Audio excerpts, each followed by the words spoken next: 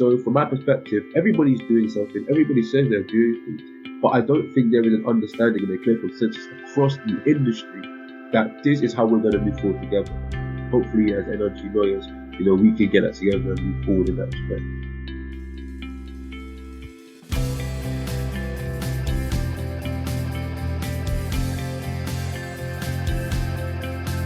Hello everyone and welcome to the Student Lawyer podcast series. Whether you're at school, sixth form, university, thinking about a career in law or exploring law careers, you're in the right place.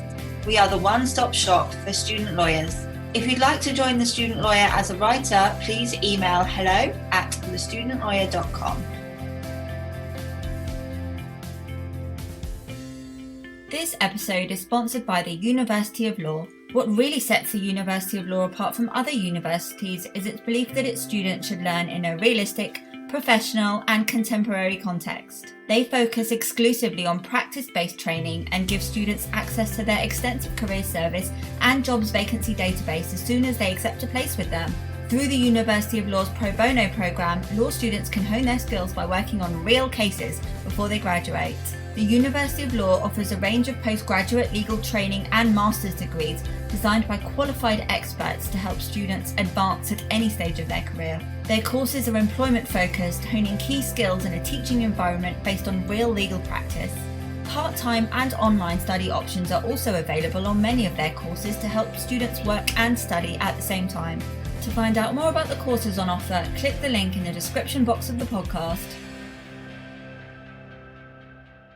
Stephanie, what is one of the biggest challenges that you face when writing law essays at university? Well, Camilla, it takes such a long time to gain a deep understanding of the area of law I'm focusing on and to work out what the key arguments are in order to critically analyse the topic. It often involves spending countless hours reading lots of books. I just wish there was a simpler way. It's funny you say that because our awesome sponsor, Bloomsbury Publishing, has a book series called Great Debates in Law, which explores the key debates and controversies in different areas of the law, all written by experts in their field.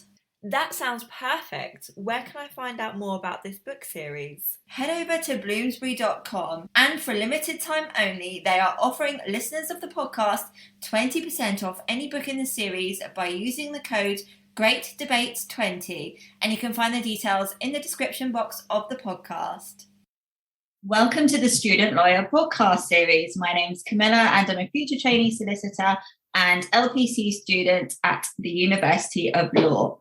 Today on this episode, we're delighted to be joined by Akil Hunte. Akil is a trainee solicitor at CMS and founder of NRG Lawyers. In this episode, we will be discussing NRG Lawyers, why it was set up, what it aims to do, as well as finding out about Akil's journey into the law. So without further ado, let's hand over to Akil. Welcome to the Student Lawyer podcast, Akil. It's so great to have you here. Thanks, Camilla. Good to see you again as well. Yeah, you too. Thank you for joining us. Please could you kick off the episode by providing us with some insight into your education and career history to date? For sure. No, thank you. And I appreciate the introduction as well. As you said, my name is Akil. In terms of my education, so I'm a Londoner, as you can probably tell. I'm born and raised in London and studied here my whole life. Went to state school, then I went to a sixth form college towards Ladbroke Grove, which is now notorious as a song now, but back then it was just a college. And I went to Nottingham Trent University. I studied there in 2015, so the whole transition into going to university over there was very interesting in itself because I'd never really been to that part of England, and it was a really adaptive period for me. Then when I finished those studies, I took a bit of time out to work, and then I got my training contract and then studied my LPC. Fantastic. And so I mentioned in the introduction that you're founder of NRG Lawyers. Could you tell the listeners what NRG Lawyers is and what it aims to do? For sure. So it actually goes back to the time of the university and going to Nottingham Trent University. And I genuinely believe that when I was in this university, as soon as I got there was all of these preconceptions that, a rhetoric you're not smart enough, you don't deserve to be here. It was almost those insecurities, self-doubt, but also others in the profession almost insinuating that if you're not part of the elite institutions, then you're most likely going to be not able to get through into the door. And I didn't really like the idea because I thought, well, I'm smart enough to get to university. I know not many people even got here. So clearly I've done something right to get here. That doesn't prevent me from getting to where I want to go. So I thought to myself at that time, this really can't be right. And I went throughout university understanding this issue. And then fortunately I got through those challenges and managed to then get into the industry. But that whole feeling of you didn't go to an Oxford, you didn't go to a Cambridge, you didn't go to a Russell Group, it wasn't necessarily as much as a challenge as it was when I was going through the process. But I still recognized that my mentees were going through similar challenges. And in the industry itself, I recognized not many people itself was there. And I genuinely felt like this needs to change. This can't be 2021 and everybody's still thinking that it's challenging getting to university as a non-Russell Group student and graduate. And from there, just had lots of conversation with people, to see whether or not they felt it was an issue as well. And I spoke to like 30, 50 people, and everyone said, yeah, this is an issue. People got training contracts and pupilages maybe a year ago to people who've been in the industry for 10, 15 years. And we all came together and said we want to try and make a change with that.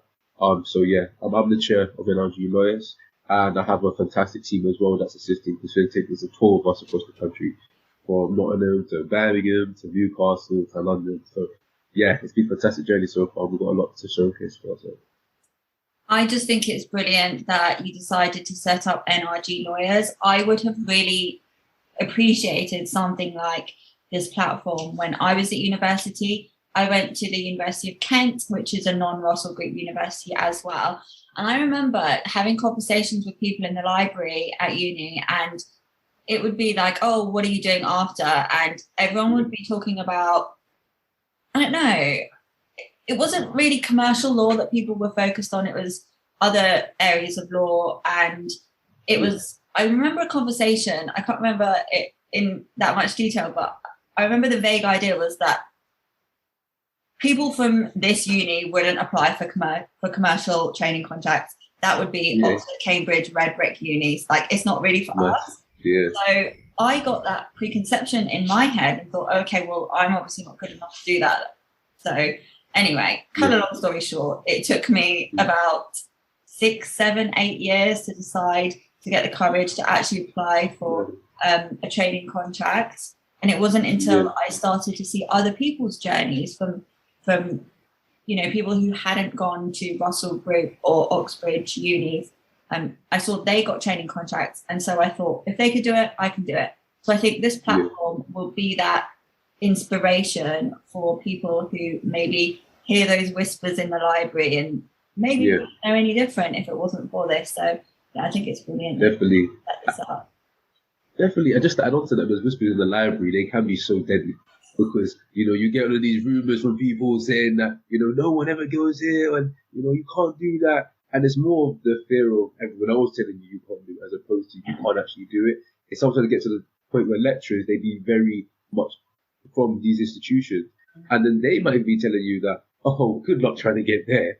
I don't know many people that get there. And it's almost like I look down upon you because they don't think that you can do it. And it almost sets that ceiling only there, but really the ceiling should be up there. But I think with everything that we've been doing so far, having conversations with law firms, with chambers, university, there being fantastic people like yourself and other people in the industry who really bastion that idea that it doesn't matter where you're from, doesn't matter if you're 27, doesn't matter if you're 21, doesn't matter if you live in Leicestershire, doesn't matter, whatever. If you want to get into the industry and you have talent and the aptitude to do it, you're going to do it. And, we'll be really making the platform one where we can authentically deliver on that. So yeah, it's going well so far. Fantastic. So that being said, it's no secret that firms do sometimes heavily recruit from Oxbridge or non-Russell Group unis. Do you think that law firms and non-Russell Group unis are doing enough to make the playing field equal? If not, what more do you think that they could be doing?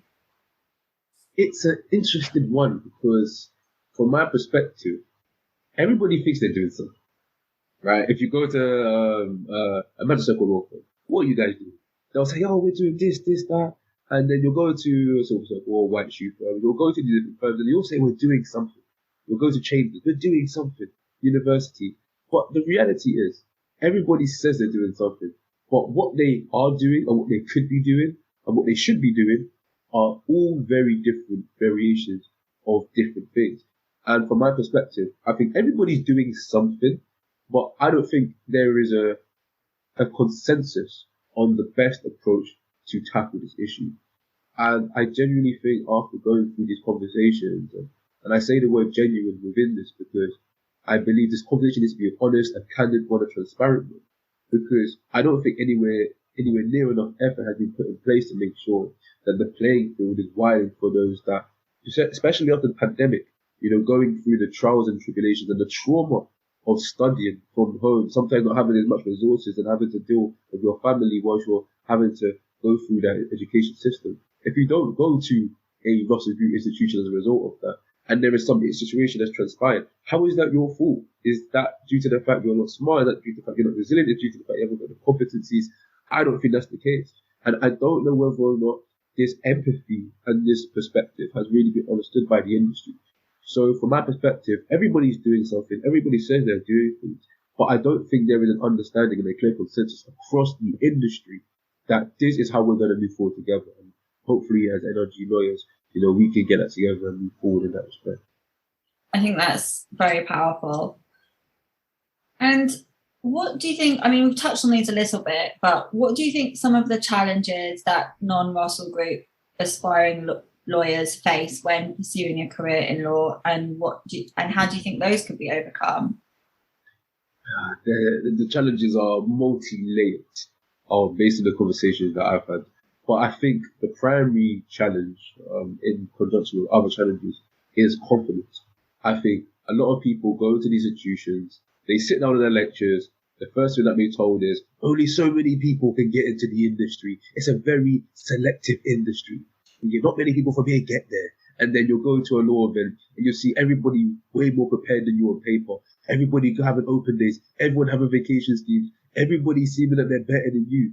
And then that whole feeling of inferiority kicks in, and then you feel like, oh, I can't really do this. I might as well go do something else with my life. And then loads of people go to institution and then go to other careers. I think confidence is a massive challenge that NRG students and graduates face at this time, particularly those that came out of COVID. And I think within that, the soft skills of knowing how to speak in an interview, how do I relay these points? How do I show that I'm commercially aware? I think these kind of subtle things which may be talked about on paper but not practically addressed, I think some people struggle to know how to address that and how to communicate that intelligence that they have. So I think the confidence and the soft skills are really things that I think need to be addressed. Yeah, I think confidence is so important. It's the thing that, allows you to put yourself out there and actually apply for those roles in the first place.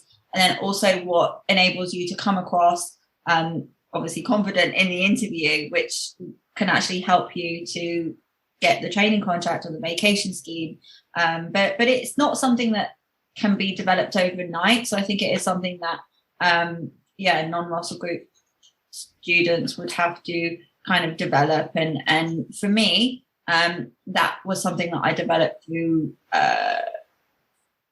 mentors, really. Having mentors help me, and also putting myself out there on platforms such as this, like the podcast, and just getting involved in lots of extracurricular activities, because I think the more you do and the more you put yourself out there, that can really, really help. But it's one of those things that it really has to be kind of worked on if your confidence has been knocked from some of those experiences that we mentioned already. And so what was your own journey like to securing a training contract? That's a whole podcast in itself. But I think in terms of my journey to secure the training contract, it wasn't easy at all.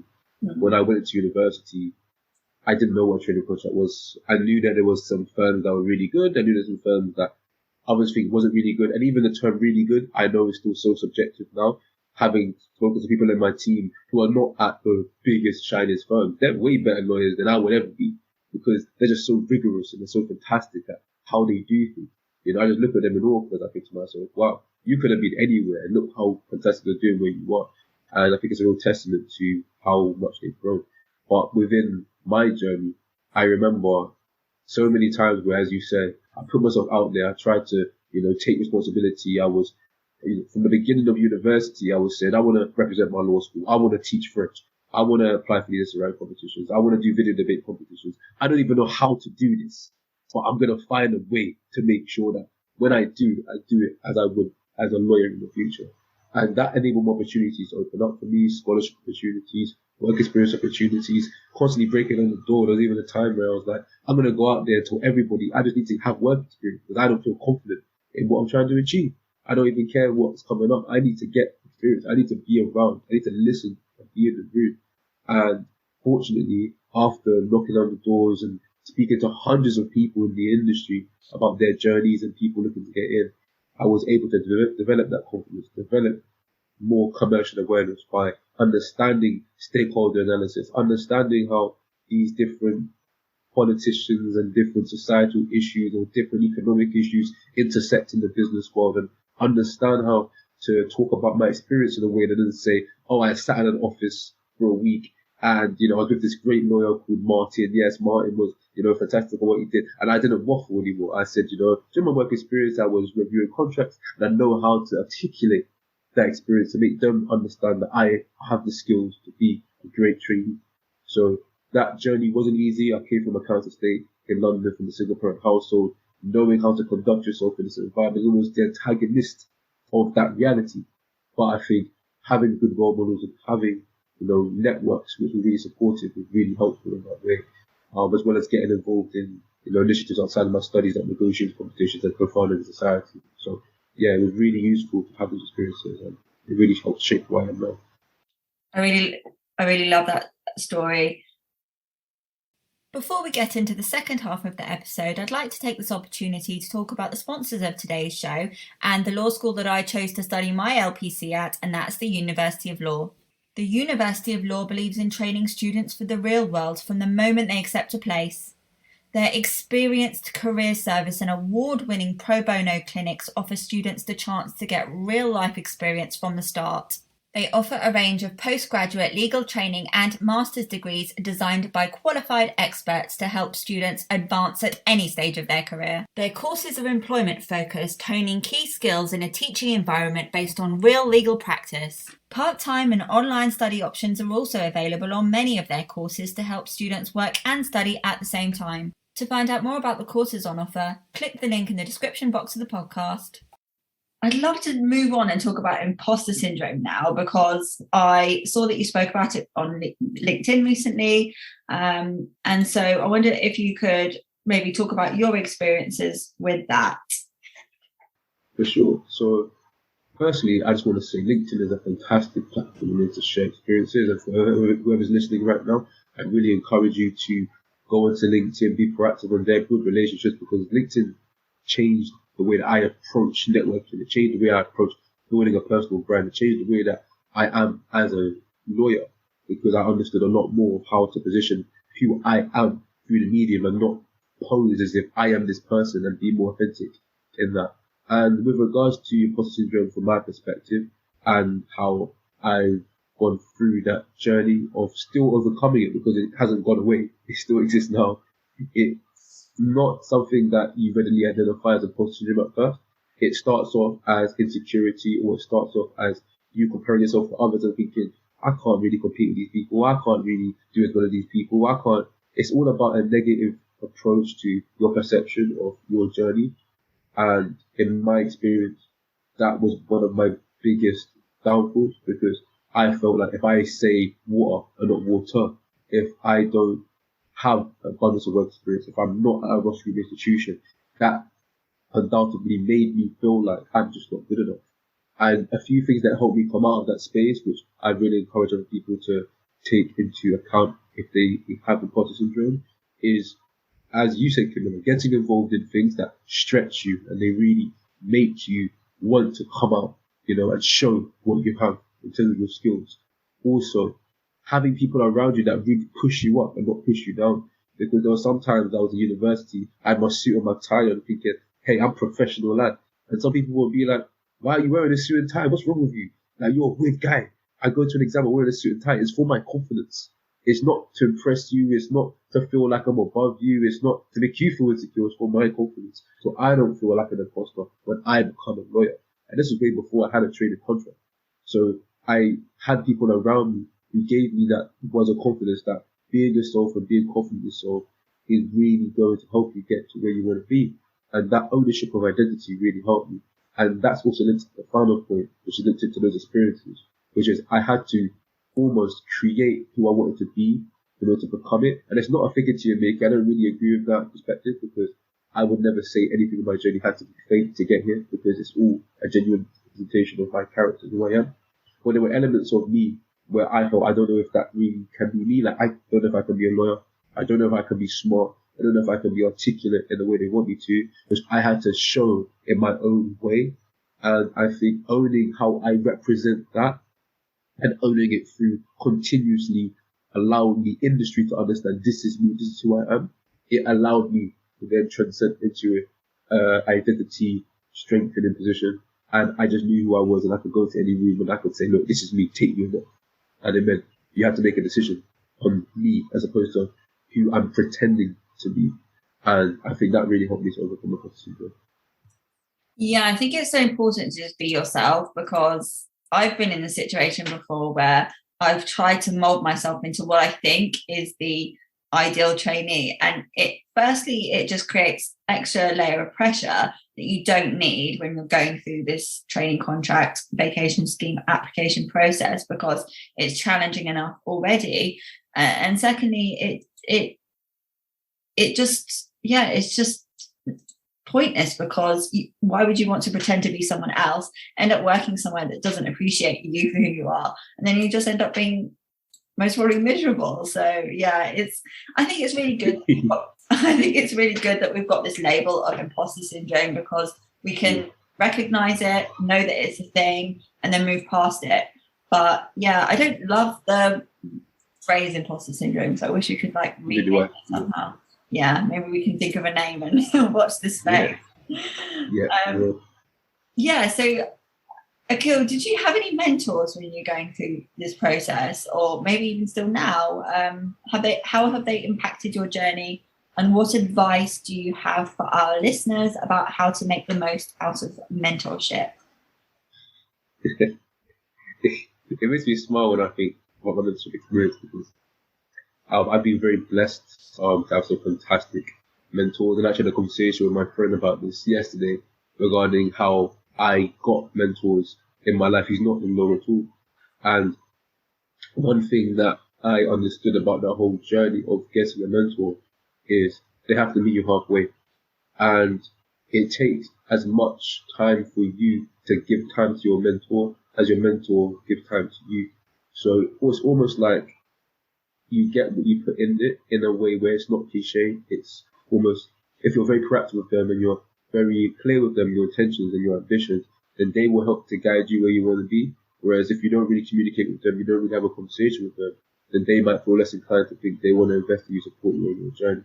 So I had some fantastic mentor relationship. I had my first mentor at 17, and I had other mentors that came into my life during university. Some of them through programs, and some of them naturally said, I want to take you to my wing and I want to give you more, exposure to the industry, and I want you to come into rooms maybe you haven't been into before. I want you to listen to, conversations that maybe you're not as privy to, and it allowed me to have a different perspective as to, what does it mean to be a fantastic lawyer and what does it mean to be a human before being a lawyer. And I think those definite strands really helped me. And for those that are looking to get mentors, I say first things first, understand who you are. Because if you're looking to get a mentor, you don't even know who you are. Then how is someone going to enable you to become the best version of yourself? Because mentorship is a very, very intrinsically linked to enabling people to become really want to be. So you need to know who you are. It starts with self. And the second aspect of finding a mentor is find someone who aligns with your values, because you don't want a mentor because they're a partner.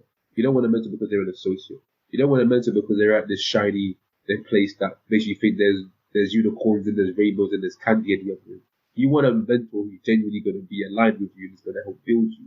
So you need to find somebody that genuinely connects with you on a deeper level, so you can have a conversation that elevates you to become the best version of yourself, which may not be straight away. You may find out your interests over a period of time, but that means you have to keep networking, keep asking the right questions, show who you are.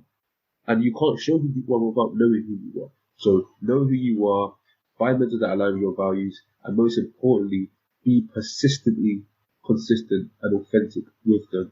Don't hide if you're struggling. Don't hide if things are really going the best version that you want it to be. Don't just present the perfect picture, because I've had challenges in my own mentorship relationship, which I still have today, where I just want to paint a perfect picture, say everything's fine, I need to help me to be better. When actually the best time mentor can be there for you is when you're having your most challenging time, because that's when it's going to enable you to be overcome those obstacles. Because I've had lots of mentors who help me to do that, it's easier for me to say I don't need that help, because I've got lots of a tribe around me that support me. But if you don't have that, then have your mentor that seldom say, I'm finding this hard, I find this challenging, here's what I'm going through, have you been through this before? And they can give you the advice that can help you to excel. So those are the things I would say. That's brilliant advice. And I think it's great that you had a mentor from 17. That's just wonderful. I'm sure that was really, really helpful. Such a young age to seek out a mentor. I think that's really inspiring. Yeah, that whole story is one of it. So,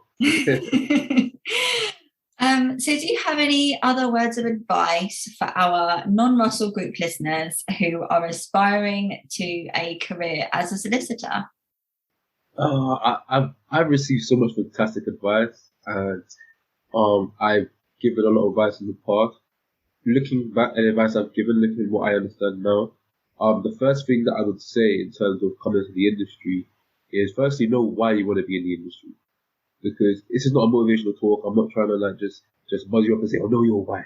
But I just want you to understand, if you don't know why you want to be in the industry, chances are you're not going to be in the industry, because if you come into the industry, you don't know why you're going to be there.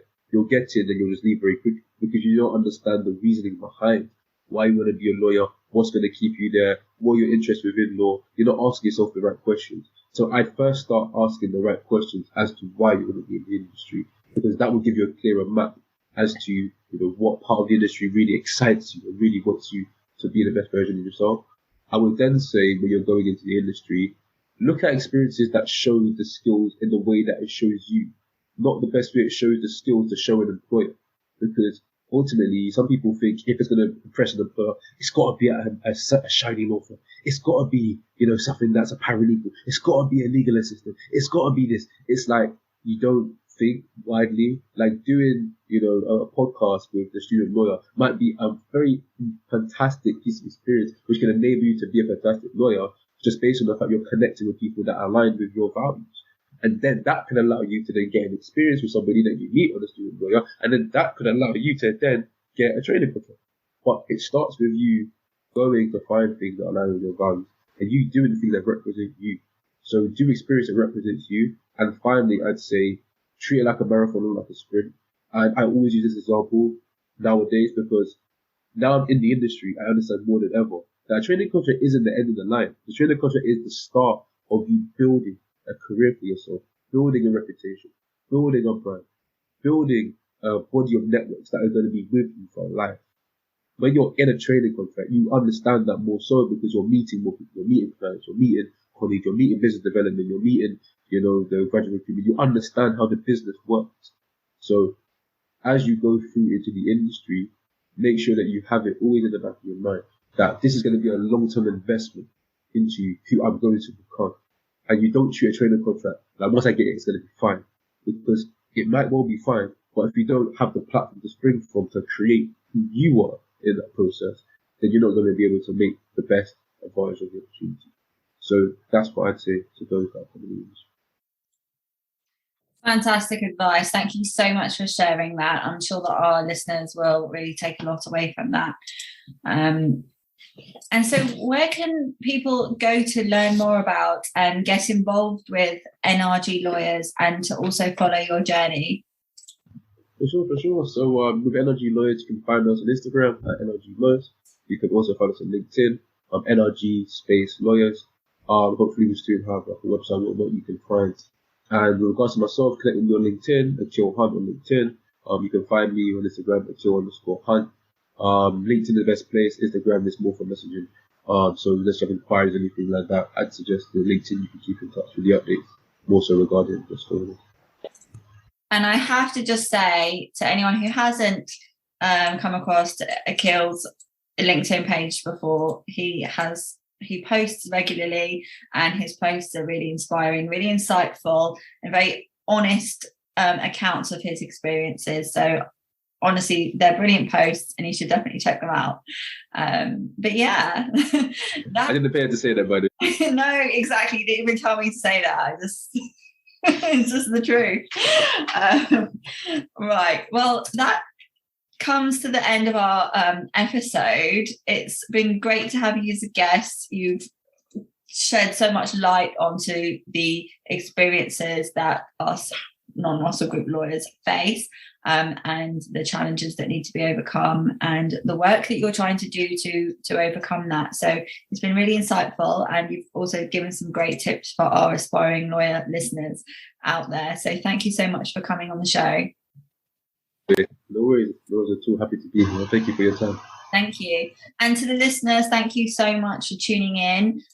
Please could you subscribe to our channel on wherever you listen to the podcast, to make sure that you never miss an episode, and also make sure you give us a star rating and review. And we're going to be reading out the best and the nicest reviews on the show, so do make sure that you leave us a nice review to get a shout out on the show.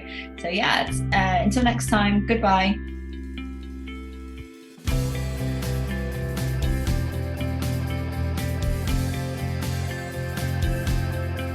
This episode is sponsored by the University of Law. What really sets the University of Law apart from other universities is its belief that its students should learn in a realistic, professional and contemporary context. They focus exclusively on practice-based training and give students access to their extensive career service and jobs vacancy database as soon as they accept a place. Through the University of Law's Pro Bono program, law students can hone their skills by working on real cases before they graduate. The University of Law offers a range of postgraduate legal training and master's degrees designed by qualified experts to help students advance at any stage of their career. Their courses are employment focused, honing key skills in a teaching environment based on real legal practice. Part-time and online study options are also available on many of their courses to help students work and study at the same time. The University of Law will help you reach your ambitions by delivering an outstanding academic and employment-focused experience, honing key skills in a teaching environment based on real legal practice. As soon as you begin your studies with ULaw, you'll learn how to think and act like a lawyer. Whether your aspirations are in law or other fields, their courses will balance academic rigor and practical skills so your career starts from day one. To find out more about the courses they have on offer, just click the link in the description box of the podcast. To hear more of the Student Lawyers podcast, hit the subscribe button and leave us a star rating and review. If you would like to join the Student Lawyer as a writer, please email hello@thestudentlawyer.com.